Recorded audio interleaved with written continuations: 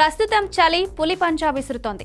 బారెడు పొద్దెక్కిన మంచం మీద నుంచి లేవాలంటే వణుకు పుడుతోంది. మరి ఈ చలి నుంచి తప్పించుకోవాలంటే రూమ్ హీటర్లు, గీజర్లు వాడడం అనివార్యమనే చెప్పాలి. అయితే ఇటీవల గీజర్లకు సంబంధించి కొన్ని విషాదాలు చోటు చేసుకున్న నేపథ్యంలో గీజర్ల వాడకంలో కొన్ని జాగ్రత్తలు తీసుకోవడం చాలా అవసరం. గీజర్లు కొనుగోలు విషయంలో అప్రమత్తంగా ఉండాలి. ఉత్తమ బ్రాండ్లను మాత్రమే ఎంచుకోవాలి. అంతేకాదు తొందరగా నీళ్లు వేడెక్కాలంటే నాణ్యమైన గీజర్లను వాడాలి.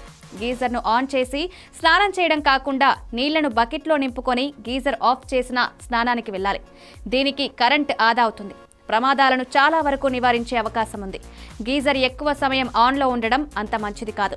అలాగే ఆటో కట్ ఆఫ్ ఉన్న గీజర్లను ఎంచుకోవాలి. పొరపాటున గీజర్ ఆన్ చేసి మర్చిపోతే పేలిపోయే ప్రమాదం కూడా ఉంటుంది.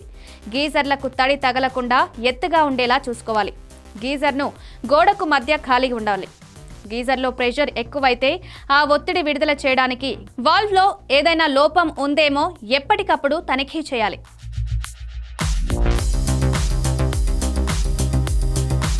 మరిన్ని వీడియోస్ కోసం సబ్స్క్రైబ్ చేసుకొని కిందున్న బెల్ ఐకాన్ని నొక్కండి. థాంక్యూ.